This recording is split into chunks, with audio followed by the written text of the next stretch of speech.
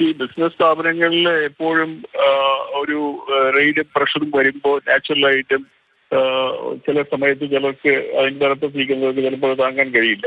അതെല്ലാം പക്ഷേ വളരെ പ്രൊഫഷണലായിട്ടും വളരെ റെപ്യൂട്ടഡ് ആയിട്ടും ഈ ദുബായിലും ബാംഗ്ലൂരും കേരളത്തിലും ഒരുപാട് പ്രോജക്ട്സുകളും റിസോർട്ടുകളും നല്ല രീതിയിൽ ബിസിനസ് ചെയ്ത് സീറോ ഡെറ്റ് കമ്പനിയായിട്ട് നിൽക്കുന്നൊരു വ്യവസായിയാണ് CCJ റോയ്.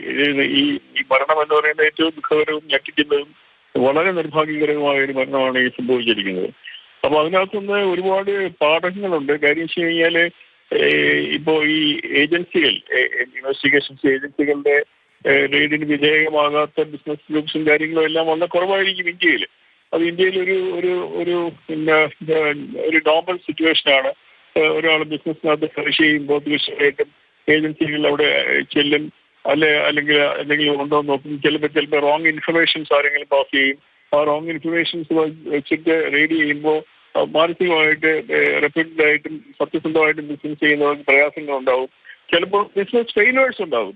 ഈ ബിസിനസ് എന്ന് പറയുന്നത് എല്ലാ കാലത്തും എല്ലാ രീതിയിലും എല്ലാവർക്കും ഒരേപോലെ നടത്താൻ പറ്റുന്നതല്ലല്ലോ. ബിസിനസ് എന്ന് പറയുമ്പോൾ ബിസിനസ്സിനകത്ത് മാർക്കറ്റിംഗ് കണ്ടീഷൻ അനുസരിച്ചും മാർക്കറ്റ് കണ്ടീഷൻ അനുസരിച്ചും ഫ്ലക്ച്വേഷൻസ് അനുസരിച്ചും ഇന്റർനാഷണൽ ഇക്കണോമിക് സിറ്റുവേഷൻസും നാഷണൽ ഇക്കണോമിക് സിറ്റുവേഷൻസ് അനുസരിച്ചൊക്കെ ബിസിനസ്സിനകത്ത് നല്ല കാലവും വരും, മോശം കാലവും വരും.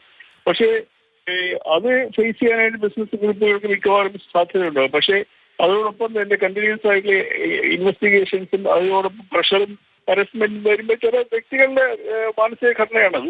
ചിലപ്പോൾ ചിലർക്ക് താങ്ങാൻ പറ്റില്ല, ചില അത് താങ്ങും, അല്ലെങ്കിൽ അവർക്ക് പ്രൊഫഷണൽ ടീം ഉണ്ടാവുമോ നോക്കാനായിട്ട്. അപ്പോൾ ഒരുപക്ഷെ അറസ്റ്റ് ചെയ്യും എന്നുള്ള ഫീലിംഗ് വന്നപ്പോൾ തീർച്ചയായിട്ടും അയാൾ ചെയ്യണം. വർഷങ്ങളായിട്ട് ഉണ്ടാക്കിയ റെപ്യൂട്ടേഷനെ എഫക്ട് ചെയ്യാൻ പോകുന്നത് ഇനി ജീവിച്ചിട്ട് കഴിയില്ല എന്നുള്ള ഫീലിംഗ് വരും. അപ്പൊ അത് ഏജൻസികൾക്ക് ഡെഫിനറ്റ് ആയിട്ട് അവർക്ക് ഇൻവെസ്റ്റിഗേഷൻസ് നടത്താനും അവർക്ക് കണ്ടുപിടിക്കാനും അതനുസരിച്ച് അതിന് വേണ്ട നടപടികൾ എടുക്കാനും എല്ലാം അവർക്ക് അധികാരമുണ്ട്. അതേസമയം തന്നെ റെപ്യൂട്ടഡ് ആയിട്ടുള്ള ഓർഗനൈസേഷനിൽ ഇങ്ങനെ ചെയ്യുമ്പോൾ തന്നെ അത് സൂക്ഷ്മതയോടെ ചെയ്യേണ്ടതും അത് അറസ്റ്റ് പോലുള്ള കാര്യങ്ങൾ ചെയ്യുന്നതിന് വരെ അല്ലാതെ തന്നെ ഇൻഫർമേഷൻസ് അനുസരിച്ച് ഫൈനാൻഷ്യൽ ഫ്രോഡ് ആണെങ്കിൽ അതിന് പെനാൽറ്റിയും ബാക്കിയുള്ള കാര്യങ്ങളും അതിനുള്ള ലീഗൽ സിസ്റ്റംസും എല്ലാം ഉണ്ടല്ലോ. അപ്പോൾ അതെല്ലാം ചെയ്യുന്ന ആയിരുന്നെങ്കിൽ ഒരു പക്ഷേ പുള്ളി സഹകരിക്കുകയും അതുമായിട്ട് ബന്ധപ്പെട്ട പെനാൽറ്റീസോ അങ്ങനെ എന്തെങ്കിലും ഉണ്ടെങ്കിൽ അടയ്ക്കുകയൊക്കെ ചെയ്തില്ല.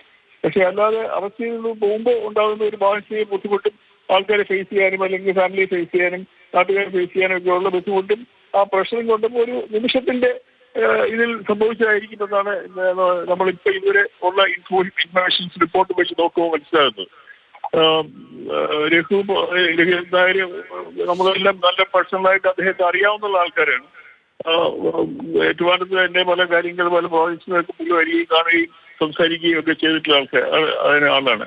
പക്ഷെ ഇങ്ങനെ ഒരു സംഭവം ഉണ്ടായതിൽ വലിയ ദുഃഖമുണ്ട്, വലിയ എന്താണ് വളരെ നിർഭാഗ്യകരമാണ്. ഇതൊരു വ്യവസായ ലോകത്തിന്റെ പാഠമാണ്. അതേസമയം തന്നെ ഇൻവെസ്റ്റിഗേഷൻ ഏജൻസീസും ഇങ്ങനെയുള്ള കാര്യങ്ങൾ സംസാരിക്കുന്നത്.